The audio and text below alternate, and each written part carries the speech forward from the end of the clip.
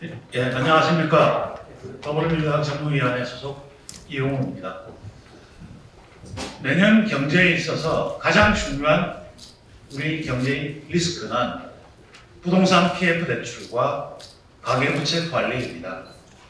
이에 특히 윤석열 정부는 부동산 PF에 대해서 선거 전까지 터지지만 않으면 된다고 하면서 계속 차일피일 미루고 있습니다.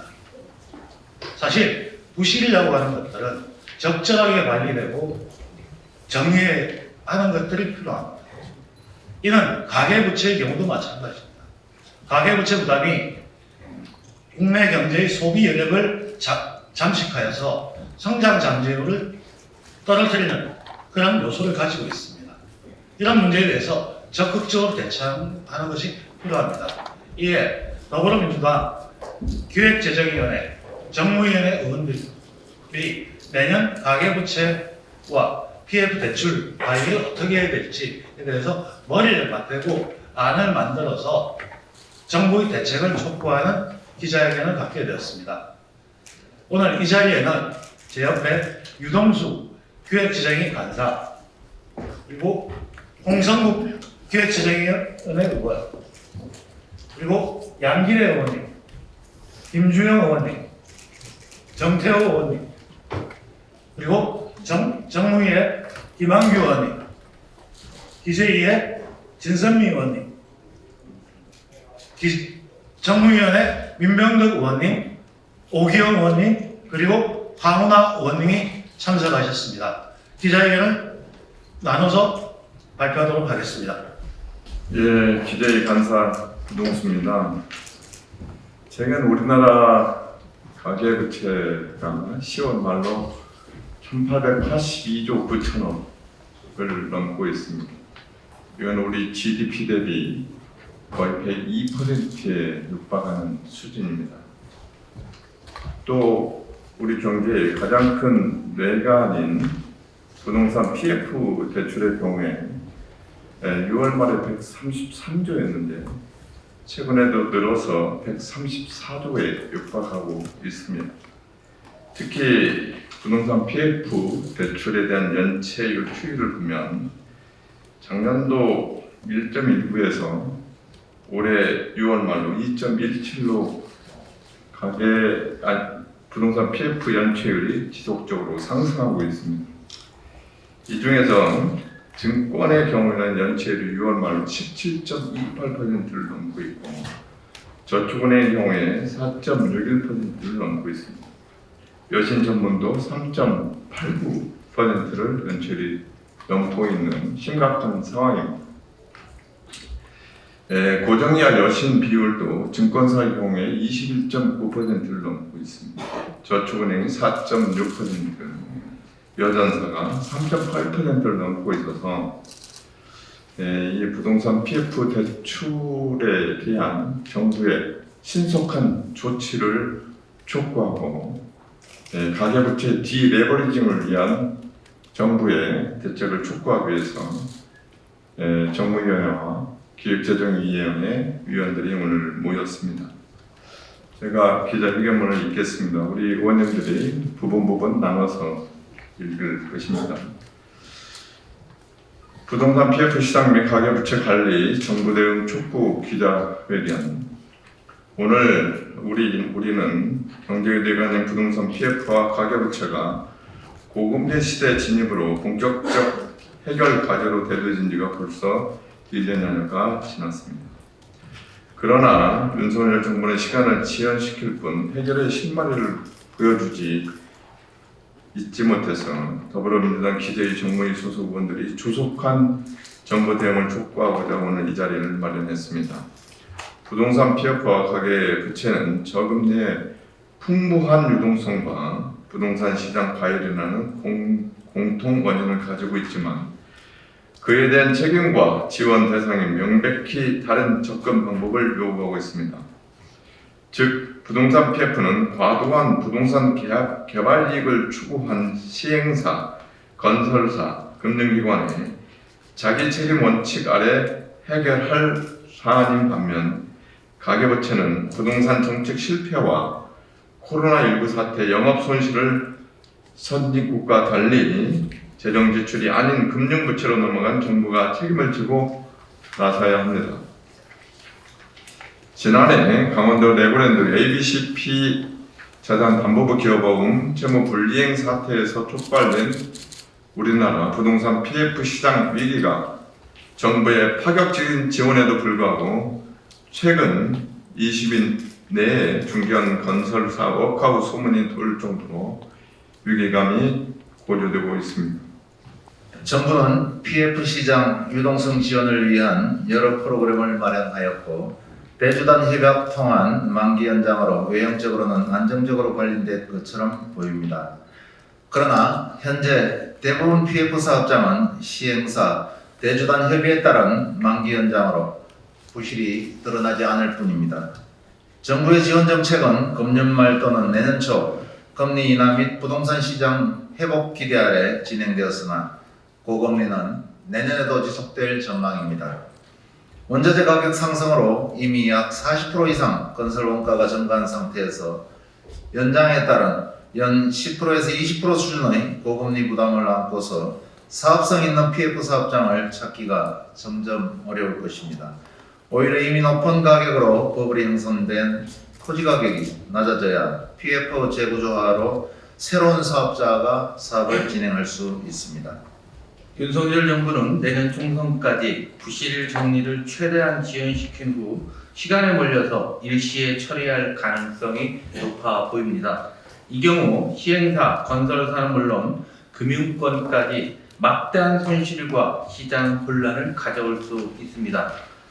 부실 상처는 골마 터질 때까지 기다릴 것이 아니라 고통을 감수하더라도 수술로 도려내어야 새 살이 돋아납니다.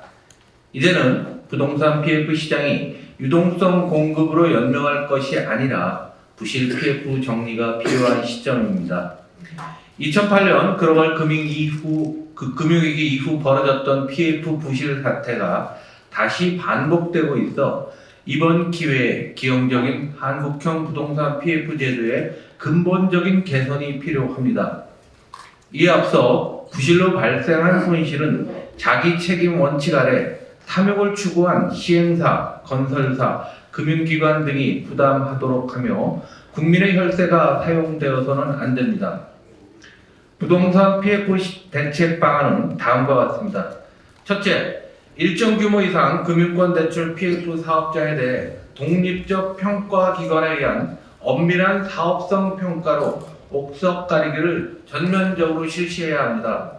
둘째, 사업성 평가 등급 결과에 따라 금융기관에 등급별 충당금 적립 가이드라인을 적용해야 합니다. 셋째, 정상화 가능 사업의 경우 자율협약 등 금융권 자체 해결하며 반면 부실 PF는 청산 및 담보자산 경매, 공매를 추진해야 합니다. 넷째, PF 정리 과정에서 자산 매각에 대한 유동성 지원을 위해 캠코 펀드를 확대 조성하여 자산을 할인 매입해야 합니다. 다섯째, 공공임대주택 공급 가능한 PF 사업은 주택도시기금에서 자본금 출자한 리츠를 설정하여 매입 진행하고 사업 완료 후 입주하면 리츠 상장을 통해 민간 자금을 참여토록 하여 자금을 회수해야 합니다. 여섯째, 정리 과정에서 부실 금융기관이 발생할 경우 자본확정 또는 구조조정으로 정리해야 합니다. 예, 다음은 가계부채 관리 대책입니다. 수년간 누적된 현재의 과도한 가계부채를 잘못 건드릴 경우 금융 시스템 위기 및 장기 침체를 불러올 수 있어 과격한 축소보다는 경상 성장률 미만 수준에서 증가 속도 관리 아래 장시간에 걸쳐 GDP 대비 가계부채 비율이 점진적 하락하도록 연착륙 방안을 조속히 시행해야 합니다. 동시에 부동산 시작 하락 및 대출 이자 급등, 코로나19 부채 등으로 신용 상태 한계에 내몰린 취약 차주 및 소상공인에 대한 선제적 채무 조정 등 긴급 지원 정책이 필요합니다. 이에 따른 다음에 가계부채 관리 대책을 촉구합니다. 첫째, 신용 취약 차주에 대한 금융기관 선제적 사적 채무조정을 전면적으로 시행해야 합니다. 취약 차주 및 소상공인 코로나 대출이 장기 연체로 부실 자산으로 전환되어 매각 추심 절차로 가는 대신 금융기관이 자체적으로 장기 분할 상환 전환, 원리금 감면 등 선제적 채무 조정이 전면 시행되도록 정부가 강력히 유도해야 합니다. 이를 위해 개인 채무자 보호법이 주속히 통과 시행되어 신용 상태가 어려워진 개인 차주의 금융기관에 대한 채무 조정권을 인정하고 동시에 금융기관의 배임이나 채무자의 도덕적 해이 문제가 발생하지 않도록 감독 당국의 명확한 지침과 이사회 승인받은 내부 규정을 마련함으로써 제도가 조속히 정착되도록 해야 합니다. 둘째, 소상공인 자영업자 대출 채권에 대한 새출발기금 적용 요건을 완화해야 합니다. 새출발기금의 목적은 코로나 사태로 어려움에 처한 소상공인의 금융채무를 재정 투입한 기금에서 채무 조정을 통해 정상적 경제활동이 가능하도록 하는 것입니다. 이를 위해서는 아래와 같은 새출발기금 운영의 변화가 필요합니다. 첫째, 신용불량 낙인 이전에 연체 우려 단계부터 적극 매입하여 이자를 감면하고 장기 분할 방식의 채무 조정을 확대해야 합니다. 둘째, 차주가 일정 금액을 상환하면 원금 일부를 재정 부담으로 감면해 주어 상환 부담을 경감하고 상환 인센티브를 제공해야 합니다. 셋째, 새출발 기금을 통한 채무 조정에 대해서는 캠코나 매각 금융기관 모두 연체 등 신용불량 기록을 삭제하여 정상적으로 금융이용에 문제가 없도록 금융당국의 특별한 조처가 필요합니다. 강력한 가계부채 축소 정책을 실시해야 됩니다. 이미 한은이 제안한 방안이고 이 드리블 방안의 구체적인 것들은 다음과 같습니다. 먼저 한은의 금리 인상 통화 정책과 엇박자인 부동산 시장 부양을 위한 그러한 금융정책 시도는 중지해야 합니다. 둘째, 가계 부분 경기 대응 완충 자본을 적립해야 됩니다. 가계 부분 대출이 기업 대출에 비해서 유리한 자기 자본 규제를 가지고 있는데 이를 해소하고자 가계 부분 위험 가중 자산의 2.5%까지 보통주 자기 자본 추가 적립을 제한합니다. 셋째, 전세 대출 보증 한도도 축소해야 됩니다. 전세 대출 보증 제도가 갭투자로 이어져서 투자 가수요 효과가 나타나고 부작용이 있습니다. 청년 저소득층 외에는 보증한도 50% 이하로 축소할 것을 제안합니다. 넷째, DSR, 즉 총부채 원리금 상환 비율의 예외 대상이 너무 많습니다. 그 예외 대상을 대폭 축소해야 됩니다. 대부분의 대출이 DSR의 대상에 포함되도록 DSR 규제를 강화하자는 것입니다. 다섯째, 분할 상환 대비 만기 일시 상환 주택담보대출에 대해서 가상금리를 적용함으로써 분할 상환을 유도하자라고 제안합니다. 이상 더불어민주당 기재위 정무위 의원들의 공동 기자 입장문입니다. 이상입니다.